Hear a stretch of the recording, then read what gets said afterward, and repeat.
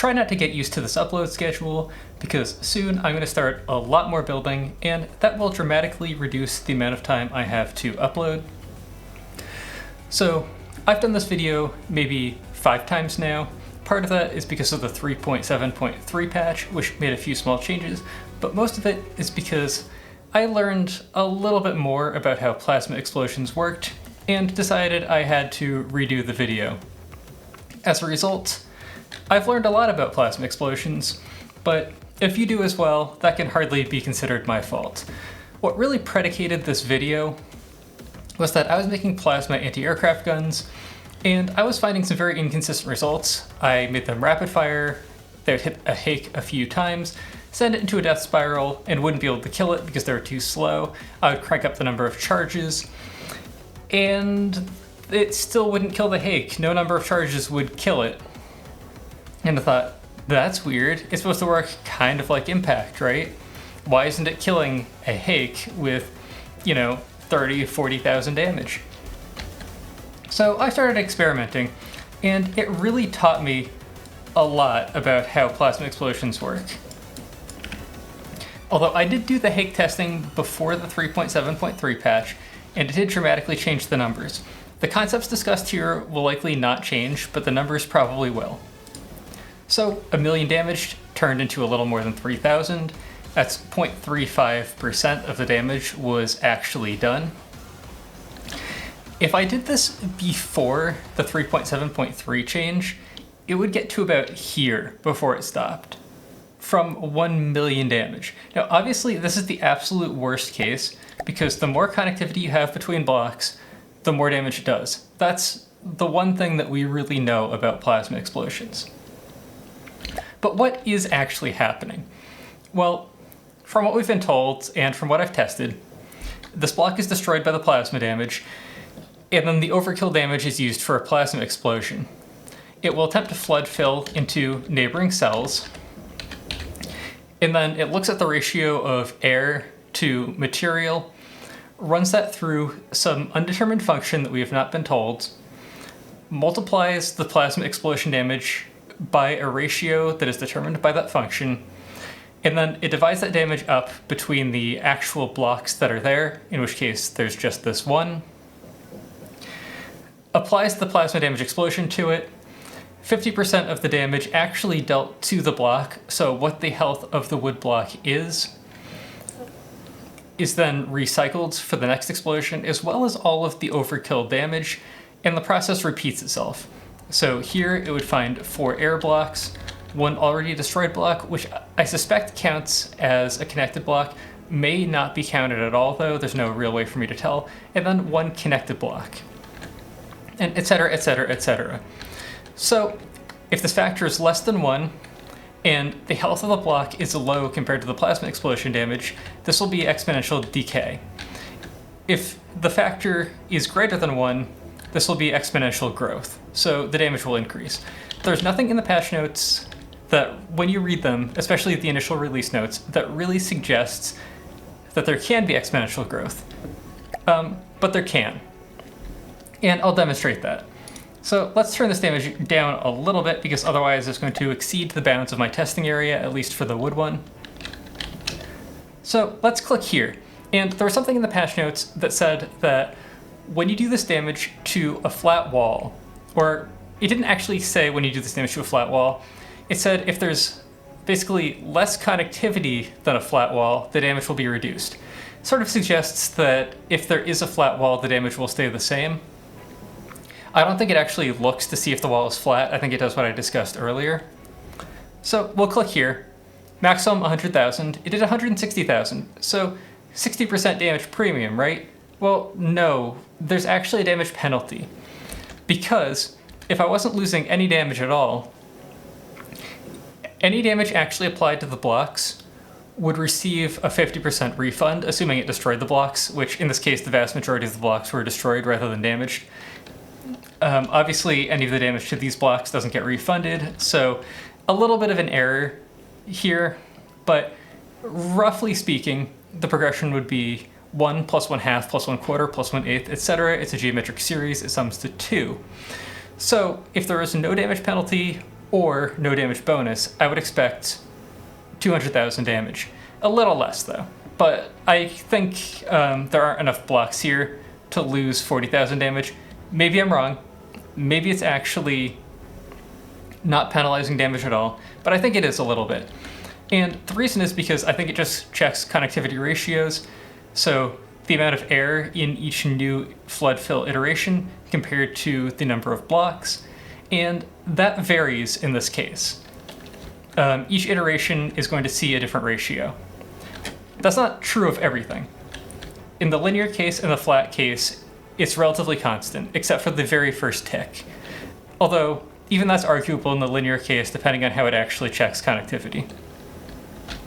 But I suspect for both of those cases, it's going to be relatively constant at least.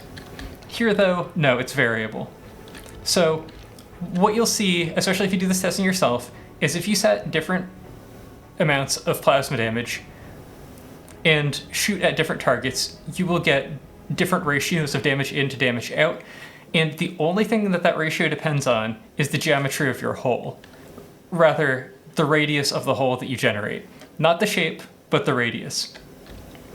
Because that determines the connectivity ratios that you're looking at. The reality is a little bit more nuanced than that, but that's really the dominating factor. So now let's take the optimal circumstance. I'm going to click at the bottom of this pit. Now it's not exactly optimal.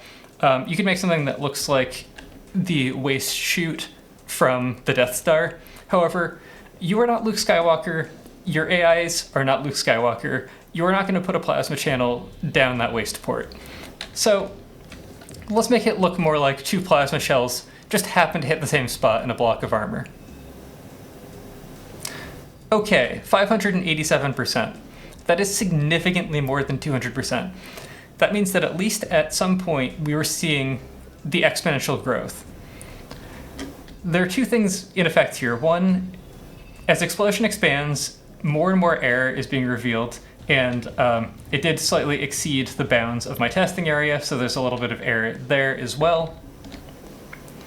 But the other thing is, as the surface area is increasing, the number of blocks that has to be destroyed each time is also increasing, and that is reducing the further explosion damage, which reduces the damage that the exponential factor can be applied to. So even if it was growing forever, it may be overpowered by the block health. I would expect if you could put enough damage into the plasma explosion and you detonated it in the middle of a cube that was infinitely large, you would get, exponential growth will overpower everything. The surface area, the number of blocks, that's polynomial. If you're not a computer science person, search Big O notation, look at Wikipedia. There are things greater than exponentiation, but that's the king here. It's greater than polynomials.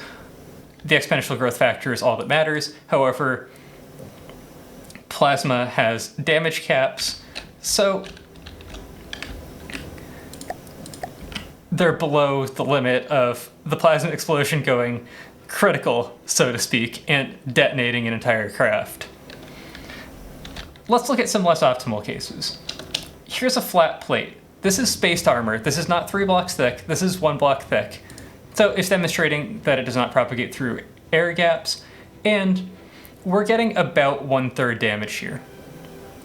If you do a bigger explosion, it's going to be worse, because in this case, there's too much connectivity. We're getting significant exponential decay. If you do a smaller explosion, it'll be better. You can get it a little bit higher than 1. So better than just like 1 charge shots, but not a lot better. But it does mean that there is some charge size that's good against spaced armor, as much as plasma can be good against spaced armor. Also, there's stuff like this, where I'm not so much interested in the damage, which is actually better because we made a smaller hole. But I was more looking at the fact that we have 2 different materials here. So it's still doing a flood fill, but at some point, the damage is not high enough when equally divided to kill the heavy armor, but it is still high enough to kill the wood blocks, so it keeps propagating through the wood, not the heavy armor. I don't know if it recurses into the heavy armor multiple times, or if it stops as soon as it fails to break the block. ultimately, it's probably not that important. Right, one more thing before we go into the heavy armor testing structure. Does the block shape matter? The answer is no. So, do the damage here, and it peels these back the same size. Actually, it peeled back the wood a little bit less because it failed to destroy the wood block that was 4 meters long because it had more health. But what's happening? Well, the reason it doesn't matter too much, it has very minute changes because the damage done is a little bit more upfront, but it's not considerable. So I click right here, plasma explosion starts. Well, the plasma explosion doesn't propagate from the 4-meter beam, it propagates from this cell. So it does the same thing we looked at for the 1 meters, and propagates like this, which means it propagates into a destroyed cell. The destroyed cell is a block with health 0, but it's still a block for propagation purposes. So it's going to allow propagation like this. What's unclear to me is whether or not, in a case like this, where it propagates down, well, does it start propagating back up? I suspect no. I suspect that if it has, that once it propagates into a cell, it can never back propagate, right? So it's destroyed these cells, but it hasn't propagated into them.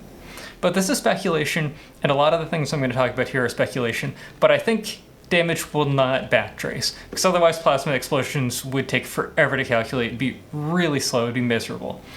So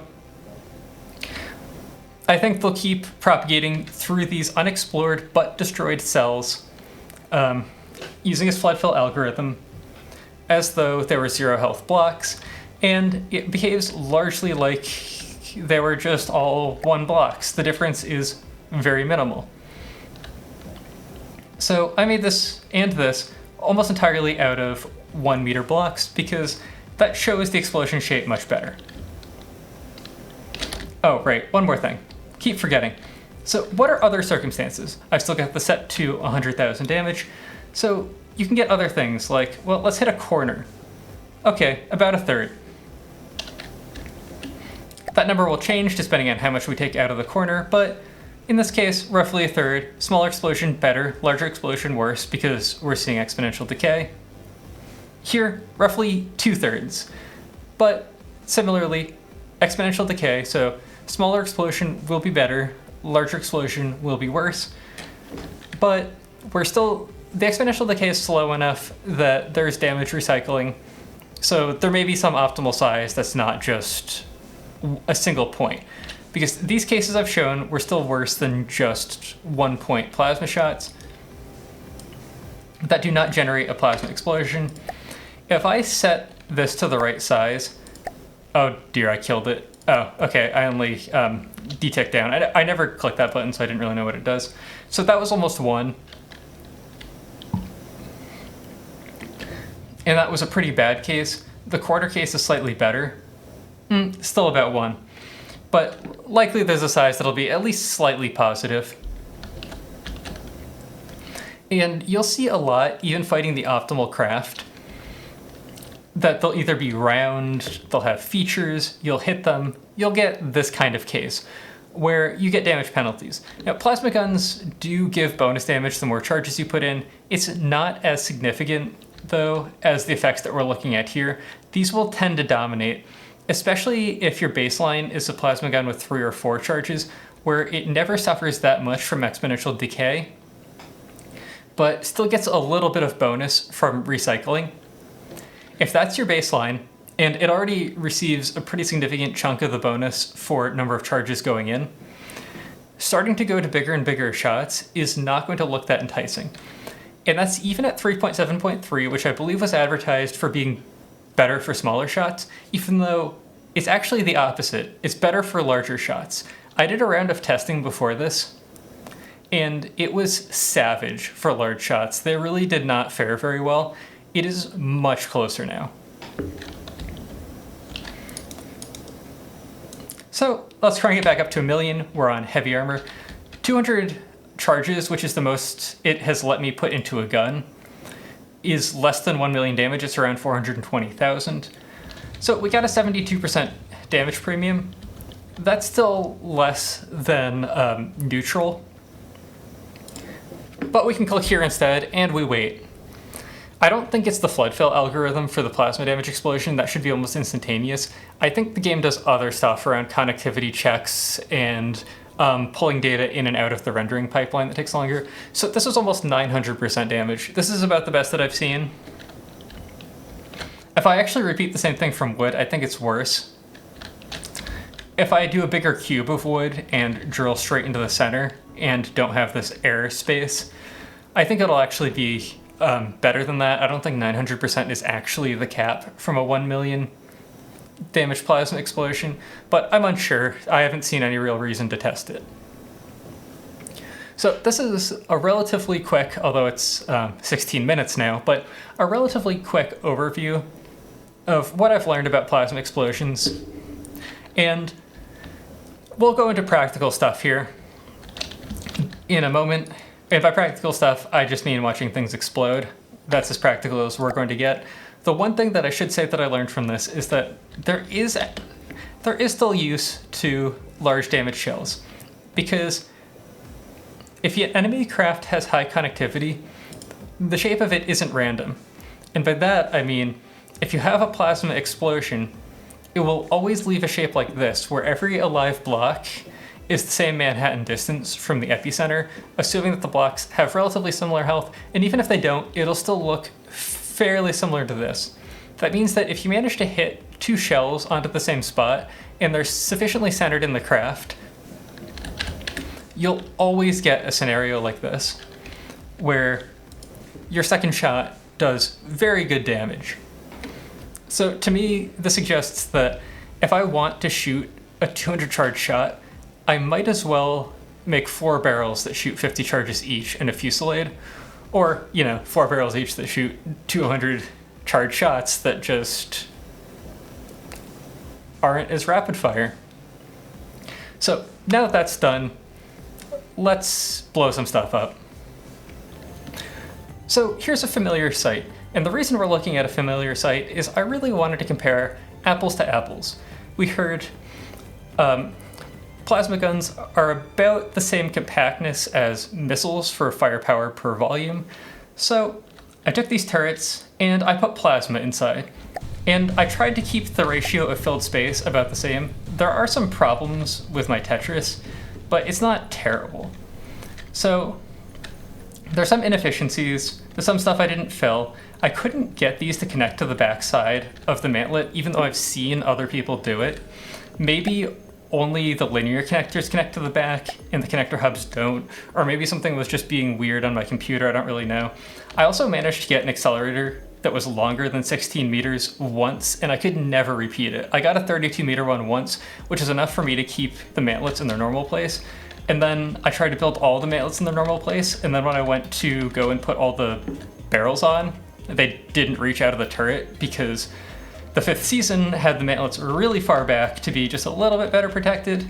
Yeah, it meant that I had to move everything and then re-Tetris a few things.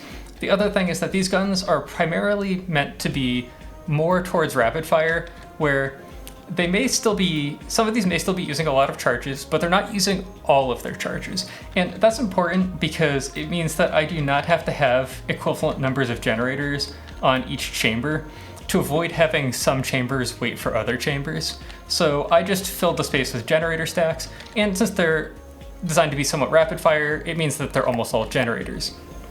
What that does mean is that this will be far more compact as far as firepower for volume, compared to a plasma gun that is mostly chambers. Because chambers don't produce firepower, only generators produce firepower. Generators are also way more expensive. But chambers give you burst damage and upfront damage. So it's not like I'm saying that a gun with all chambers is bad. I haven't tested this, I don't know the meta. People will figure that out later. So what we do have, I have sort of 2 dueling guns. One of these turrets uses 4 charges per projectile, the other one uses 50. So we can compare the stats between them. I won't actually go over that. The 4 charge per projectile is currently slightly winning. over the 16, or over the 50, I mean. And I'm using these on premium targets, and 3.7.3, despite the fact that I think it said it was intended to make smaller plasma shots work better, moving the multiplier from 0.2 at the worst to 0.7 is actually favorable for big plasma shots, not little ones. So let's look at this. This is what I mean for apples to apples, looking at compactness. So she went from a little over 1.4 million to about 3 million, roughly doubling in cost, about a 4 times multiplier in firepower. That's because these guns actually quadrupled in cost. And if I look at the stats, the material per firepower is slightly better than the rail-assisted APS. That's because the rail-assisted APS I had was not optimized for firepower. It was optimized for penetration depth and running costs. I could talk more about that in detail, but it's not really that relevant. Now, I would like you to please ignore the man behind the curtains, which if you're looking closely at the waterline, you may be able to see. I had to put God mode on this thing because I replaced some of the fuel engines with steam, which didn't really fit that well, and there's only one layer of metal armor in some places because of that. And, well, I still couldn't fit all of the power required, so I put 4 more large steam engines in here. This is actually about half airspace, and the steam engines are relatively economical. You could probably get the amount of engines into a space that almost fits in this hole if I ripped everything out meticulously. And then, like, it would be roughly half of this volume if you make everything in here more efficient, make everything here more efficient, and then make there be no airspace, maybe more like 2/3. But it is a significant volume. The running costs are high, but the guns are not inefficient. I reset the materials destroyed stat, and this is still excellent. This is, of course, only used on the intended targets, but it is still excellent. So let's shoot at one of my least favorite vehicles. It is wonderfully built, it looks good, and its performance is like aggressively good in one-on-one fights. So the plasma guns are brighter based on the number of charges. You can see the relatively dim rapid-fire ones coming in, and then occasionally you'll see a big one come in. They're both, well, they're larger in every dimension. And the Pyre is a heavy armor brick, which is one of the reasons I'm using this as a target. A lot of connectivity in here, and a lot of wedges that make armor-piercing APS incredibly ineffective. Now, hollow point APS was buffed, but it is still not that good. Now we're doing the shots that I want. So this is premium damage area for the 50 charge shots. Now, my 50 charge shots are not synced, so they are slightly suboptimal. I don't know how much of a difference it makes, but it probably does make a difference. They all have slightly different stats, and I didn't sync the weapon fire. So you can see that they don't come in 4-shot bursts. I believe the 4-shot ones are hitting the RPM limit, so they're much more synchronized. So I've actually torn through the lift jets of the Pyre, but it still went to low health before it despawned. And the reason is that these plasma shells are so good at removing heavy armor, and so bad at penetrating, that they lighten the Pyre as much as they remove lift, and that's for an incredibly heavy vehicle. If I use other weapons, like I was building a white flare fan build that I don't know if I'll get back to or not, that uses spinal packs for sort of an alpha strike weapon, not the base damage, but to disable critical enemy systems and to unleash a big alpha strike. That can take the Pyre out of the air in one shot. It doesn't even have to be a great shot either. It just has to go somewhere down the middle and the Pyre will just fall out of the air because the lift jets lose a lot of power and the amount of armor is barely decreased. These plasma cannons really do the opposite. So they are highly efficient at taking out heavy armor targets, but you have to kill all of the armor. Well, against the Empyrean you don't really have to because the Empyrean's a broadsider. The Empyrean is the juiciest of targets because the amount of armor that you actually have to get through if you keep pounding the same spot isn't that high. Unlike the other frontsiders where it's really, really hard to just go all the way through. if you're lucky, you can still get an AI dead Empyrean or critically wounded Empyrean very quickly. But for most of the craft that I'm going to be fighting, these plasma weapons will always take them to a low health despawn. Looks like we got an AI dead on the Empyrean, so we did get lucky. I don't always see that. I've done that test a few times. So what's bad about a low health despawn? Well, the best way to deal with armor is to just destroy everything except for the armor. If you don't have to destroy the armor's not doing anything. That's really how the 5th season was built. It was exploiting the fact that people didn't respect the penetrating power of some of these AP railguns, so that even though they weren't max penetrating power, they were still good enough. Especially with the APHE and the AP EMP, they were delivering charges to places that a lot of people weren't expecting them. People are well aware of that now, so it doesn't work the way that it used to. These plasma shots are going at 1500 meters per second, so at this range, they're still gonna miss a bit. But at most ranges, they're pretty effective. But like, if you still want to get that kind of penetrating power, you have to use packs. There really isn't a substitute. Your choices are either basically a pile of missiles all in one spot, a similar thing with crams, which can be very hard to do against a lot of craft. Looks like we're ejecting shells now. Or packs.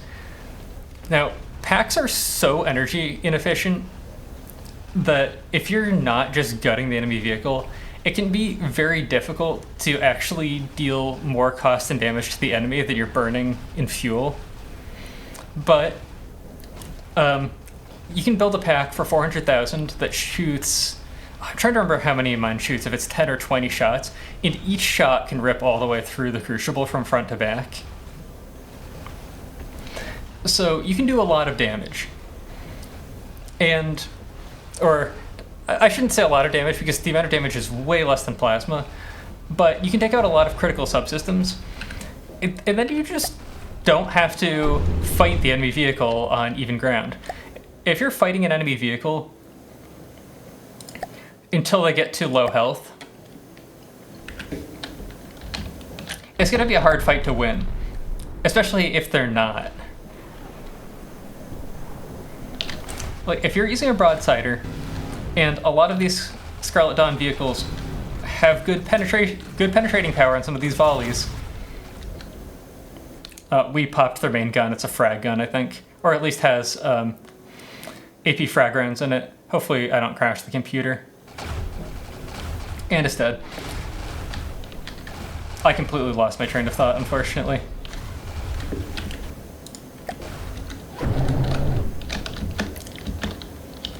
All I was saying is that, like, if you're a broadsider like this, and they can get shots into important pieces, and you can't do that, so you're losing a lot of your power by, like, 80% health, and they're not, you just have such an uphill battle that your weapon has to be way more efficient than the enemy's. So, let's blow up one more thing, maybe. I don't exactly know what I want to blow up, and then I'll call it a day. So, this isn't really an efficacy test, I just wanted to watch these weapons shoot things.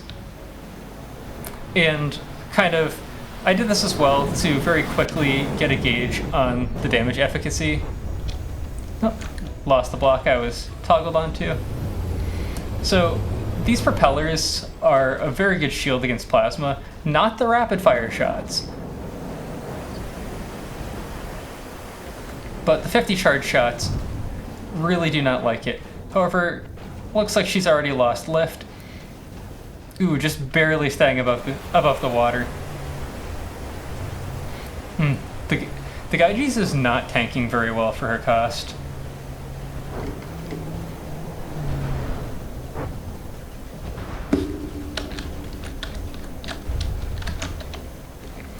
And low health. Well, anyway, hopefully blowing up these vehicles was fun.